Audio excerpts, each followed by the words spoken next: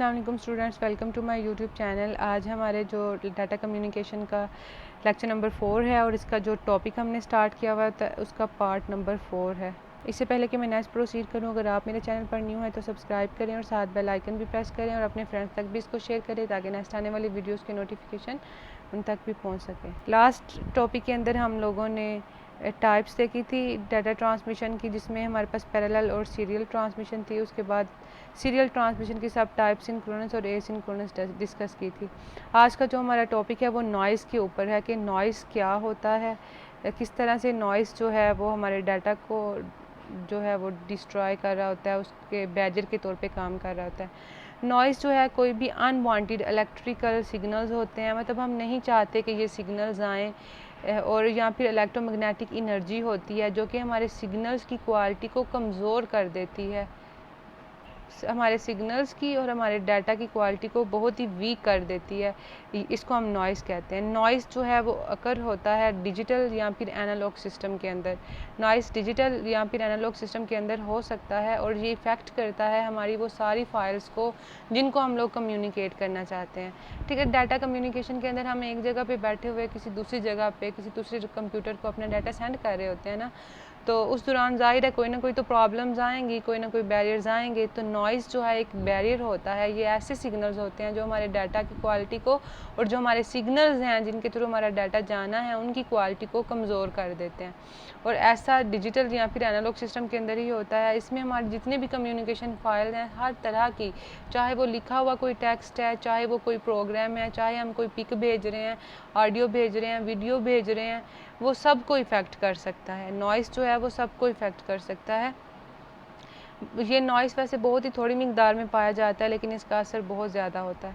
अब जो कौन कौन से नॉइज़ जो हैं जो प्रॉब्लम क्रिएट करते हैं वो कौन कौन से नॉइज़ हो सकते हैं। 4 नॉइज़ की टाइप्स यहाँ पे बताई हुई हैं, बेसिक्स टाइप जो हैं। एक हमारे पास थर्मल नॉइज़ है, एक हमारे पास इंटरमॉड्यूलेशन है, थर्ड हमारे पास क्रॉस टॉक है और फोर्थ हमारे पास इम्पल्स है। इनको हम बारी बारी डिस्कस करते हैं। नॉइज़ क्या करता है कि हमारे जो डाटा सेंड हो रहा होता है उसमें एडिशनल सिग्नल्स ऐड कर देता है, अपनी तरफ से कुछ ऐड करके भेज देता है। इसमें पहली टाइप है थर्मल की।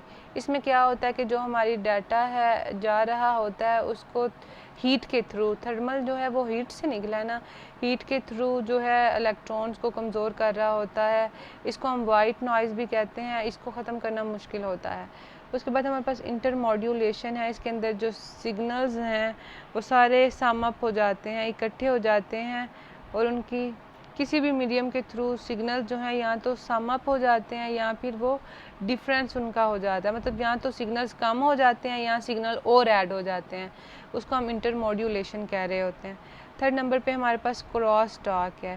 कहते हैं इसमें एक लाइन सिग्नल जो हैं वो एक लाइन से पिक किए जाते हैं और दूसरी लाइन भेजे जाते हैं, मतलब हमारे सिग्नल्स अंदर अंदर से पिकअप किए जाते हैं, बीच में जो है डाटा को डिस्ट्रॉय करने की कोशिश की जाती है। इसको हम क्रॉस टॉक कहते हैं।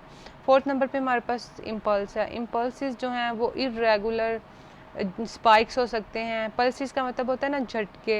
इरेगुलर एक्सटर्नल इलेक्ट्रोमैग्नेटिक इंटरफेरेंस को यूज़ करते हुए हमारे डाटा जो है उसको डिस्ट्रॉय करने की कोशिश की जाती है, मतलब ये हमारा डाटा जो है वो सेंड हो रहा है फॉर एग्जांपल।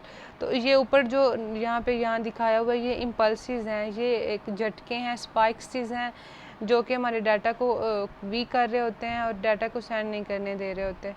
ये जो हैं वो शॉर्ट ड्यूरेशन के होते हैं, इनका एम्पलीट्यूड बहुत ज़्यादा होता है। अगर बहुत ज़्यादा स्पार्किंग होने लगे, मतलब स्पाइकिंग बहुत ज़्यादा होने लगे तो हमारा डाटा जो है वो बिल्कुल सेंड नहीं हम कर सकेंगे। अगर बहुत ज़्यादा स्पाइक्स हों तो हमारे डाटा की जो डिजिटल डाटा हम सेंड कर रहे हैं 0-1 फॉर्म की शक्ल में, तो 1 को 0 में कन्वर्ट कर देता है, 0 को 1 में कन्वर्ट कर देता है, मतलब हमारे डाटा की फॉर्म ही चेंज कर देता है इम्पल्सिस के अंदर। और क्रॉस टॉक के अंदर क्या है कि एक लाइन से सिग्नल्स को पिक करता है और दूसरी लाइन में उसको एडजस्ट करने की कोशिश करता है। थर्मल्स के अंदर हीट के थ्रू और इंटरमॉड्यूलेशन के अंदर या तो डाटा को एडिशनल बना देता है या फिर पहले से कम कर देता है।